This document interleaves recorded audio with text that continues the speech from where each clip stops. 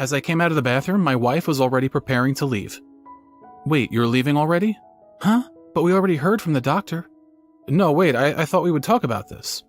What is there to talk about? You're going to be admitted to the hospital. There's nothing to worry about. It's in the doctor's hands now. But you're too neurotic. Isn't that how you ended up overworking yourself? Take a good rest while you're in the hospital. See you after the surgery. Ignoring how stunned I was, my wife left just like that. My name's Mark. I've been married to my wife Nicole for 10 years as of this week. You would think that we would be celebrating our 10th anniversary, but now is not the time for any kind of celebration. Our marriage has gone cold. I guess after being married for 10 years, it's typical to run into this situation. Since we don't have any children, we've been able to dedicate ourselves to our work. We don't have any money troubles. Neither of us wants to get divorced at this age, so we're sticking with our marriage. I'm hoping to keep things the way they are and live out the rest of my days peacefully. Recently, my wife has been acting suspicious. Before now, the clothes she would wear were the cheap kind you could buy on sale.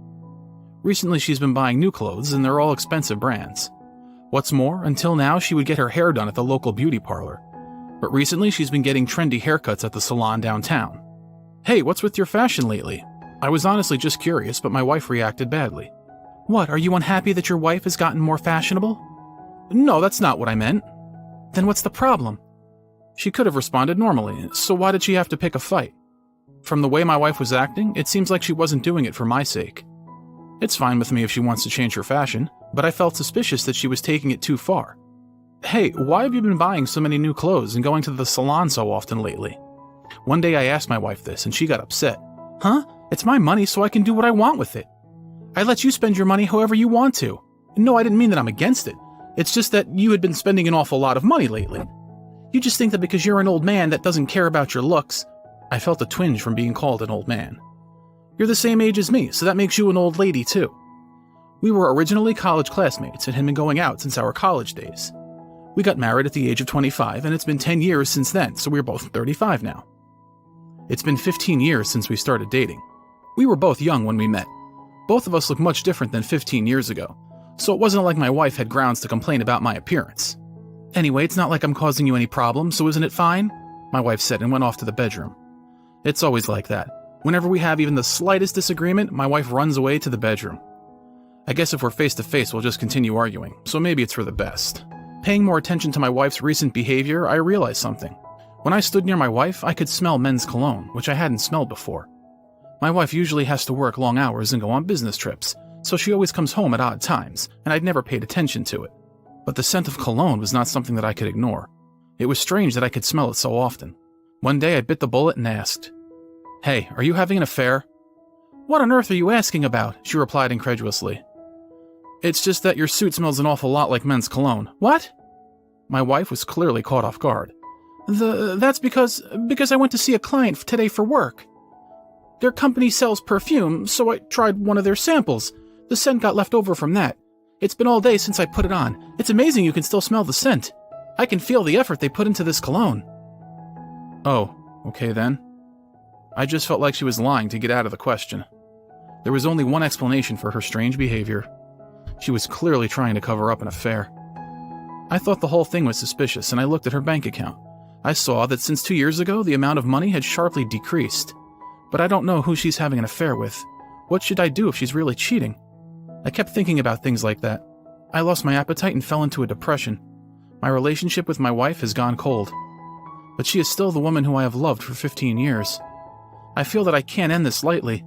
So when I started doubting that she might be having an affair, it really took a toll on my health. I was surprised to find that she took up such a big space in my heart. My best friend told me, hire a private investigator right away so that you can get to the bottom of it. Whenever I ask my friend for advice, he usually solves most of my problems. He thinks of things I never would have thought of, and cheers me on with words of encouragement. I had thought about hiring an investigator, but I couldn't make up my mind. Hearing it from my friend made me find my resolve, so I asked a detective agency to investigate. It took a pretty long time for the results of the investigation to come out. During that time, my wife's behavior became even more suspicious. She stayed out overnight all the time. Until now, she would contact me when she wouldn't be home for dinner. Recently, she won't even let me know. It's a pain having to contact you every time, she told me. I'll just let you know when I'll be there instead. The more coldly she treated me, the more I believed she was having an affair. The more I thought about it, the more I worried. Then, one day, I collapsed at work. "Mark, are you okay? Somebody call an ambulance!" My coworker's voice had sounded far away as I lost consciousness. When I woke, I was in a hospital bed. I already knew the case. I collapsed from the stress about my wife. The doctor ordered me to stay in the hospital for observation, just in case. I thought I could go home right away. I didn't imagine that I would be admitted. Since I had been taken to the hospital by ambulance, I hadn't been able to bring anything with me. I contacted my wife. Honey, I'm calling because I got sick at work and I'm in the hospital," I said. "The hospital? Are you all right?" I was happy that my wife was at least concerned for me. "I'm okay. I'm being admitted for observation." "Admitted for how long?" "Just until some tests are done tomorrow." "Oh, just one day?" "Huh? I can wait until tomorrow, but I need you to bring me a change of clothes." "Okay." I was angry that my wife didn't seem to care about what I needed at all. "Tomorrow I might be sent home first thing, so I'll need clothes." "Aren't you going to come with me to hear the test results?" "Huh? You need me there?" "Normally your wife would be there, right?" "I don't know anything about medical terms, so I won't be of any help." "No, I mean that I want you to come with me so I won't be alone. Your company should be understanding if you have to take a day off for this." "I see. I can take the day off from work. I guess I'll go." I was stunned. Her reason for coming was just so that she could take the day off. She didn't care about me at all. This isn't helping. I need to stop thinking about my wife or I'll get sick again.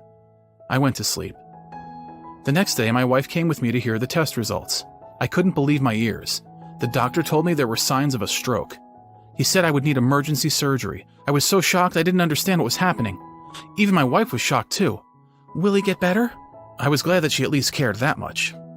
The doctor told us, "There's always a risk with surgery, but we'll do everything we can. If the surgery goes well, there'll be nothing to worry about." My wife asked if I will stay admitted until the surgery. The doctor and my wife continued discussing. "Yes, he will stay admitted today, and the surgery will be either tomorrow or the day after." "I see, so he won't be able to come home today?" "That's right." "How long will he be in the hospital for?" "It depends on his recovery after surgery. It could be from 1 to 2 weeks at the longest." "A minimum of 1 week. Okay, I understand." My wife seemed to be okay with what the doctor had to say. I didn't think she would be so understanding. Maybe I was wrong that she was acting coldly towards me. Just when I thought that, my wife said she had to make a phone call. As soon as we left the doctor's office, she went off to the lobby. I needed to go to the bathroom, so I happened to pass by my wife on the phone. "It will be okay for at least a week." That's what I heard my wife say. What was she talking about? She must have meant that something would be okay because I wasn't around. There's no other way it could make sense. When I came out of the bathroom, my wife had already prepared to leave. "Wait, you're leaving already?" "Huh? But we already heard from the doctor." "No, wait, I thought we would have to talk about this." "What is there to talk about? You're going to be admitted to the hospital. There's nothing to worry about. It's in the doctor's hands now." That's not what I meant. You're too neurotic. Isn't that how you ended up overworking yourself? Have a nice rest in the hospital. I'll see you after the surgery." Ignoring how stunned I was, my wife left just like that. My wife didn't come back to the hospital again after that. She didn't even come to see me while I was recovering. I had to go through the surgery all alone. She didn't even ask what day it would happen. The surgery was a success, but I never heard from my wife. She didn't come to the hospital either. She didn't read my messages or answer my calls. I thought maybe something might have happened to her. There was nothing I could do, so I asked my best friend to come and help instead. My friend came right away. I asked him to check on the house and also to check on the results from the private investigator. A few hours later, my friend returned. "Here you go." My friend gave me an envelope along with the change of clothes. Inside were the results of the investigation. I nervously opened the envelope. Enclosed was an investigation report and several photos as proof of the affair. As I suspected, my wife was guilty. She must have said that things would be all right for a week because she would be spending that week with her other man. Also, I brought this. My friend handed me a pamphlet for tourist travel destinations. He said it was left on the table in my house. Could it be that my wife was on vacation with her lover while I was in the hospital? I felt dizzy and almost passed out. My friend panicked and stopped me from falling. "Stay strong. You can't fight if you go down now." His words inspired me. Thanks to his encouragement, I managed to stay conscious. "That's right. I got proof of the affair. I have to take hold of this opportunity and fight back at my wife." "That's the spirit." Thanks to my friend, I started to feel better. From then, I kept thinking about how I could get revenge on my wife and her lover. I had my friend think about it too. We thought of a plan. My friend got to work on our plan right away. From then on, I felt a surprising surge of energy. I felt my strength returning. I had gotten sick because of my wife's affair. Once I got over it, my illness was better too. I was filled with a desire to get revenge for the affair. Even my doctor was surprised by how well I had recovered. "Huh? Where did you get all this energy from?" he asked me. "You seem to possess an incredible amount of life force."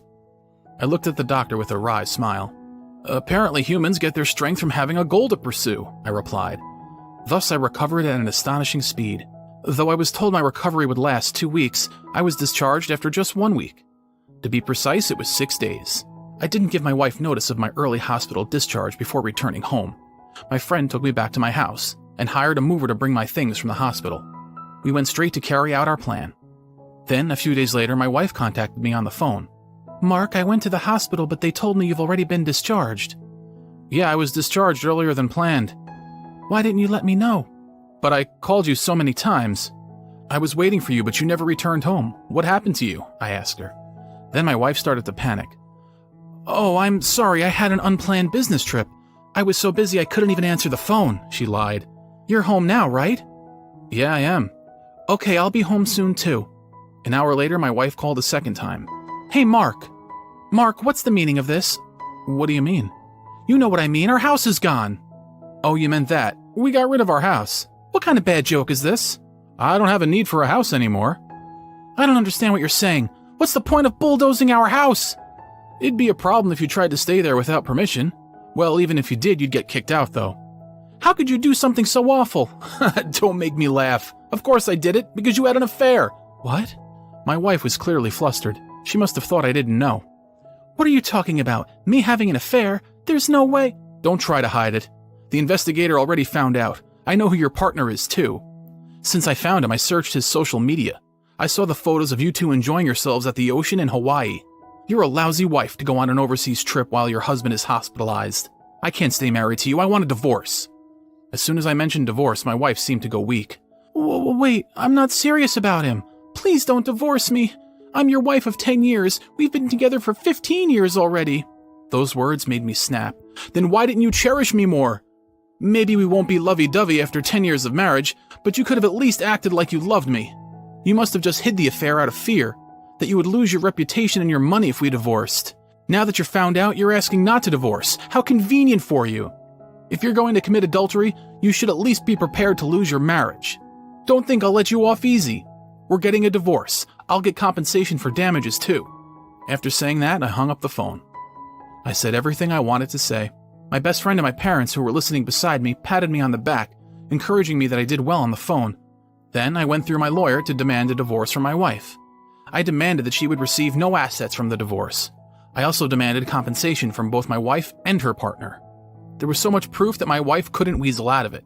She was forced to accept all my demands in the divorce. I was able to receive a substantial amount of money from both my wife and her partner, and my assets were protected. By the way, if you're wondering why I was able to demolish and sell my house so quickly, it's because my best friend was the one who gave me that house. My friend's father was the landowner and had several plots of land. Thanks to my friend, he ended up giving one piece of land to me. Because of this situation, I returned the land to my friend.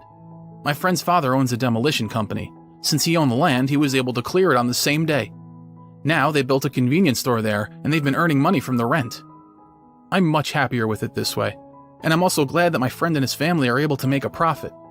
Because my wife had to pay me compensation, and because she had spent so much money on her affair, apparently she spent everything and has no savings left. Furthermore, her partner keeps spending so much money. I've heard that they're now in debt. As they say, love is blind. But if that's true, that must mean that it was a lie that her unfaithfulness was just because she was playing around. That scumbag woman can keep paying her penitence and go to ruin. Meanwhile, I'll continue to save up and live in moderation. Eventually, I hope I'll meet an honest woman who I can really trust.